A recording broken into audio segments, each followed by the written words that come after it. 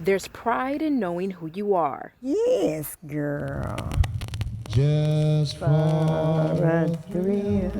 Girl, them were some good days. We had a good time. Willie Mae Coleman has 90 years worth of stories, We were poor. Our parents was very, very poor. but found wealth in the little things. But the music, people start playing music, they forget all of that. Child, we'd all be out in the neighborhood around there dancing out in the yard. She's known as the mayor of South Dallas. Her work in the community and with various leaders backs it up too, creating memories like the ones shared with family. His mother always dressed him up. Stories that can't be told in just one visit to her South Dallas home. That's my mom. That's the farmer, Eula Mae Shaw. That was her maiden name. And her grandmother, Sophronia. Sophronia Shaw.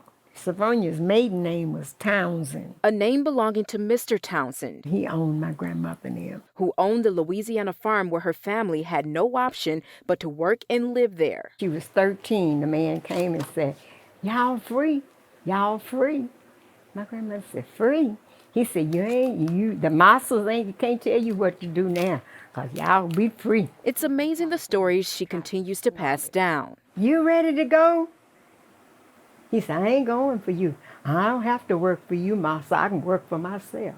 And they started shooting at each other.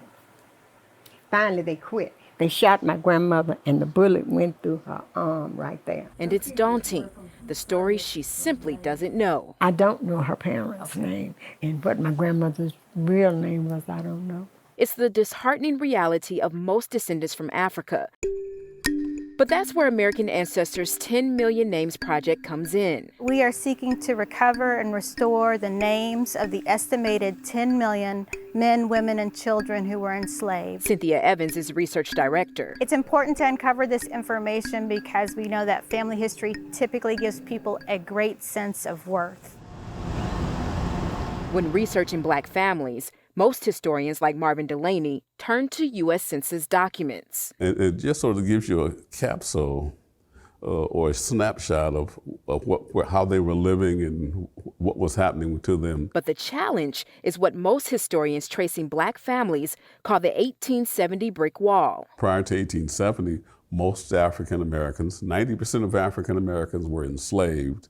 And so in, I would say, 1860, they're going to be listed on a slave schedule. They didn't even give their first names in 1840, 1850. So for the past month, Cynthia has been coming here to the State Archives in Austin, researching Willie Mae's family history and hoping to break that 1870 wall. And there's Willie Mae. Eager to report back, Hello, hello, hello. Hi, I am Willie Mae Coleman. I am Cynthia. It's so Hi, nice Cynthia. to meet you. what she finds to Willie Mae and her cousin Gina. Well, I have a 5-generation family chart for you. It goes father's family and mother's family. So Uncovering pieces to this family puzzle that up until now was based on oral history. there is an interesting thing about Sophronia's family. She is a Townsend, but I found a census document with her name, and it looks like they may have gone back and forth between Townsley and Townsend. Slavery really obscured a lot of that information. The fact that people were not allowed to learn how to read and write. Slavery was abolished in 1865, but freedom for many was not the freedom they'd hoped. You talked about the story of when Sophronia finds out that she is free.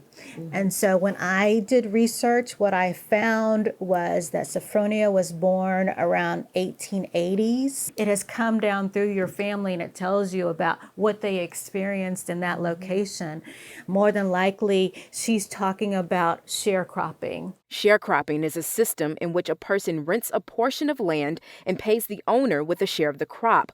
For many Blacks, sharecropping was almost like slavery. Anytime you get a story from family to help you fill in the gaps and give you a glimpse of what Sophronia's life was like, when you talk about the joy of them finding that they were free. She said it was an amazing day for her. Oh, they danced a while and celebrated out in the dirt and kicked up their heels. They were free. I know she did. Oh, it's amazing. While imagining the joy her grandmother felt, she also feels a joy of her own. This is your daddy. This is Yes, your daddy. this is your dad. This yes. is your daddy. This is your dad. Oh, look at that. For the first time, Willie Mae sees her father's World War II registration card. Robert Walker, a man who defended this country's freedom but had to move his family from Louisiana to Dallas and himself to California, all in search of a freedom of his own. Oh, what a joy. What a joy. To see their eyes light up, to see them connect with history, what they know about their family, it's a beautiful feeling. I'm rejoicing. I'm so happy. Oh, yeah. I'm so happy because just to know that that this is where we come from. Exactly. And I would love to know more and more and more. So now, when she twists down memory lane, Y'all think I'm crazy. it's not just a pride in knowing who she is, Go a long way. Hey. but feeling closer to those who came before her. Say that, Ray. In South Dallas, Yeah, baby. I'm Brittany Moncrief.